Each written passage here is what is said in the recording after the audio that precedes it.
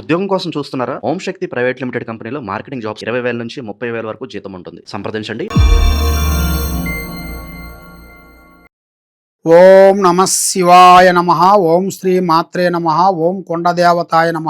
ఓం వనదుర్గాయ నమ. ఓం సమ్మక్కాయ నమ. ఓం స్థారలమ్మాయ నమ. ప్రజలందరికీ నమస్కారము. 2026 జూలై మాసం కుంభరాశి ఫలితాలు. మరి ఈ కుంభరాశిలో చాలామంది కొంతమంది తెలిసి బాధపడుతుంటారు, కొంతమంది తెలియక బాధపడుతుంటారు. కాబట్టి ఈ రాశుల్లో అనేది కొన్ని మనం తెలుసుకోవాల్సిన విషయాలు కొన్ని ఉన్నాయి. కొంతమంది వాళ్ళ జన్మ లగ్నాన్ని పెట్టి కొంతవరకు పూర్తి చేసుకుంటారు. తర్వాత నామదశకు వచ్చేస్తారు. నామదశ అనగా పేరు బలం. పేరు బలంలో ఏ రాశి ఉందా అనేది ఆ రాశిలో ఫాలో అవుతుంటారు. కానీ ఎవరన్నా ఒకరు ఈ మాట చెప్పారనుకోండి, దాన్ని ఫాలో అవుతుంటారు. కానీ అలా చేయొద్దండి. మీకు ఫస్ట్లో మీకు డేట్ ఆఫ్ బర్త్ ఉన్నది అంటే దాన్ని కంటిన్యూ చేయండి. లేదు అది మీకు లేదు అంటే మీ పేరు బలంలో ఏ రాశి వస్తుందో దాన్ని మీరు కరెక్ట్గా కంటిన్యూ చేయండి. దానివల్ల మీకు మంచి జరుగుతుంది. మరి ఈ కుంభరాశిలో ఉండవలసిన వాళ్ళందరికీ అదృష్ట బలము, జీవిత బలము, స్థాన బలము, పూజ బలము, యోగ బలము, ధన బలము. వీళ్ళకి డబ్బు అనేది ఎక్కువగా నిలబడదు. ఎంత సంపాదించు వస్తుంటుంది, పోతుంటుంది. చూసేవాళ్ళ వరకు బాగున్నారు, మీకేం తక్కువ, సంపాదిస్తున్నారు అని అనుకుంటుంటారు. కానీ సంపాదిస్తారు, కానీ వీళ్ళ చేతులు ఎక్కువ నిలబడదు. ఎందువల్ల? వీళ్ళ జాతకాన్ని బట్టి ఈ కుంభరాశిలో ఉండవలసింది మెయిన్గా శని ప్రభావం ఎదురవుతుంటుంది వీళ్ళకి. అప్పుడప్పుడు శని ప్రభావం ఎదురైనప్పుడు వీళ్ళు కొన్ని జాగ్రత్తలు కొన్ని తీసుకోకుండా ఏం పర్వాలేదులే, సంపాదించవచ్చులే, వయస్సు ఉందిలే, ఏజీ ఉందిలే, కష్టపడవచ్చులే, మనకి భగవంతుడు ఇచ్చిన తెలివితేటలు ఉన్నాయి అన్నట్టుగా వీళ్ళు ఒక్కొక్కసారి కొంచెం బిర్రుగా అయిపోతుంటారు. అప్పుడు ఏమవుతుందంటే పెద్దవాళ్ళు చెబుతారు కదండి, కొన్నాళ్ళకి మందు పెడితే ఉన్న నేలకు ఊసిపోయిందంట. అదే విధంగా తెలివితేటలు ఎక్కువైన దాని వలన వీళ్ళకి ఎఫెక్ట్ ఎక్కువ అవుతుంటుంది, సమస్యలు ఎక్కువవుతుంటాయి. మరి ఆ కర్మ ఫలము, గ్రహ ఫలము వాళ్ళ మీద ఉండాల్సిన చెడు ఫలము తొలగిపోవాలంటే వాళ్ళు కొన్ని విధానాలు చేయాలి, చెప్తాను. మెయిన్గా విద్యారంగంలో చూసుకుంటే మంచి చదువు, తెలివితేటలు చాలా బాగుంటాయి. పెద్దవాళ్ళని గౌరవించటము, ఎదుటివాడి బాధలను తెలుసుకోవటము, ఎదుటివాడి కష్టాల్లో ఉన్నారంటే వీళ్ళు పోవటము, వాళ్ళ కష్టాల్లో కొంచెం భావం కావటం, హెల్పింగ్ చేయటం. ఏరే వాళ్ళు ఒక పని చెప్పారనుకోండి, ఆ పని వీళ్ళ పని అనుకొని అవలీలగా చేసి పెట్టడం. ఇలాంటి మనస్తత్వం కలిగిన వాళ్ళు. వీళ్ళకంటూ ఒక టైం అనేది రాబోతుంది. అది భూమిలో బంగారం దొరికే అదృష్ట యోగం అంటారు.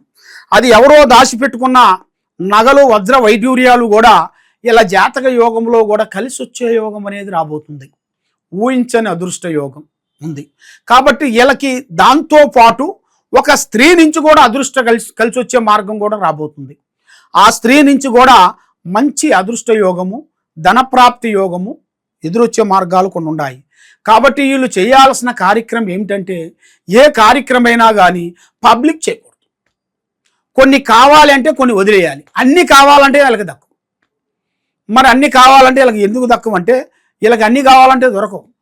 కొన్ని కావాలంటే కొన్ని దొరుకుతాయి, కొన్ని వదిలేయాలి. కాబట్టి అన్నీ కావాలని వీళ్ళు పట్టు పెట్టారనుకోండి, దానివల్ల కొన్ని సమస్యలు అయిపోతుంటాయి. పట్టు ఇడుపు అన్నారు.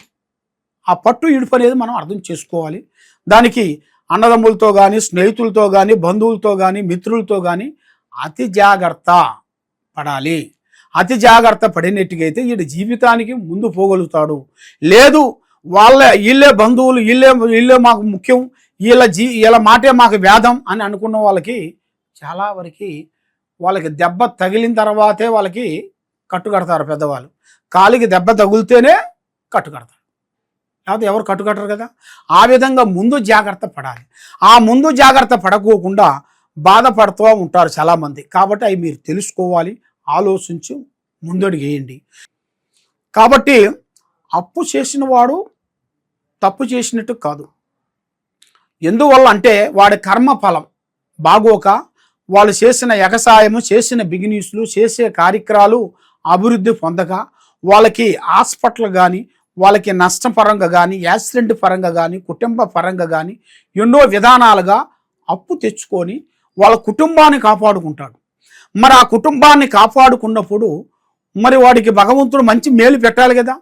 మరి ఆ మేలు పెట్టకోకుండా మనిషిని చాలా కష్టంగా భావిస్తుంటాడు. అలాంటి కష్టం వచ్చినప్పుడే భగవంతుడు ఎదురవుతాడు. మనకి భగవంతుడి మీద ఆలోచన వస్తుంది, అప్పుడు దాకా రాదు. ఎందువల్ల? కష్టే ఫలే అన్నాడు భగవంతుడు. కష్టపడితేనే ఆ ప్రతిఫలం అనేది ఎదురవుతుంది. ఆ విధంగా మరి వీళ్ళకి జరుగుతుంటుంది. కాబట్టి వీళ్ళకి ఇప్పుడు ఒక మంచి యోగం రాబోతుంది. మంచి మంచి కార్యక్రమాలు, మంచి మంచి పనులు, మరి డబ్బు వీళ్ళ చేతిలో నిలబడే టైం వచ్చేసింది.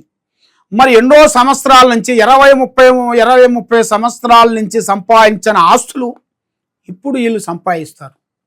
20-30 సంవత్సరాల్లో ఉండవలసిన అప్పులు, మనిషికి అప్పు అంటే మనిషికి చాలా టెన్షన్.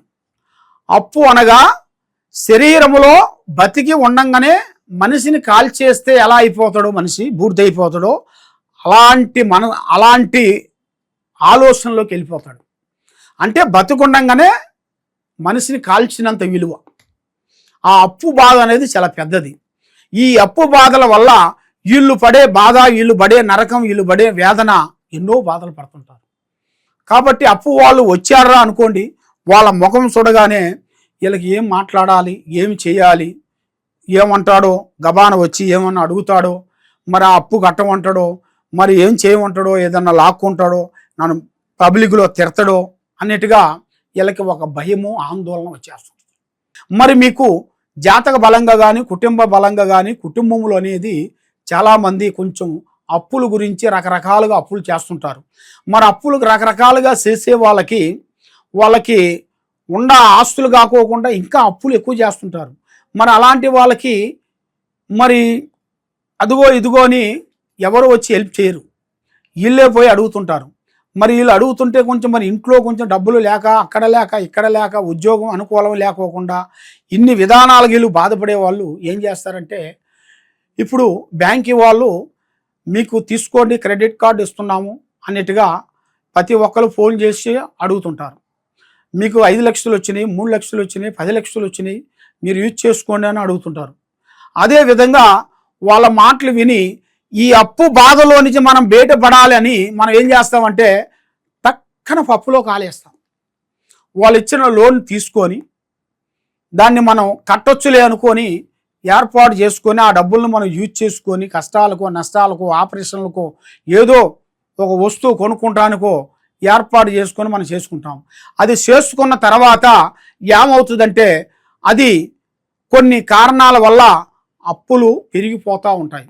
ఆ అప్పులు పెరిగిపోయిన దానివల్ల ఇక్కడి నుంచి అక్కడ, అక్కడి నుంచి ఇక్కడ తెచ్చుకొని పెట్టుకొని, అక్కడి నుంచి వాళ్ళు బ్యాంక్ నుంచి మనకు ఫోన్లు వచ్చి రకరకాలుగా మనల్ని ఇబ్బంది పెట్టి, మిమ్మల్ని అక్కడ పెడతాం, ఇక్కడ పెడతాం, జైల్లో పెడతాం, అక్కడ పోతుంది, ఇక్కడ పోతుంది అని మిమ్మల్ని బెదిరిస్తూ ఉంటారు. కాబట్టి వాళ్ళ మాటలు మీరు విని ఆందోళనలో పడిపోయి మీరు చేసే పనులు కూడా మీరు చేసుకోకోకుండా మానసికంగా ఒత్తిడిలో పడిపోతుంటారు. ఇలాంటి ఇబ్బందులు మీరు పడుతూ ఉన్నారా? కాబట్టి జాగ్రత్త పడండి. తొందరపాటు వల్ల ఎన్నో నష్టాలు ఉన్నాయి. ఏదో వాళ్ళ మాటలు విని మీరు ఎన్నో నష్టపోతూ ఉన్నారా? తప్పకుండా మీరు ఎక్కడెక్కడో వెళ్ళి జ్యోతిష్యం చెప్పించుకొని బాధపడుతూ ఉన్నారా? ఈ కింద ఉండాల్సిన నెంబర్కి ఒకసారి సంప్రదించండి. ఓం నమః శివాయ.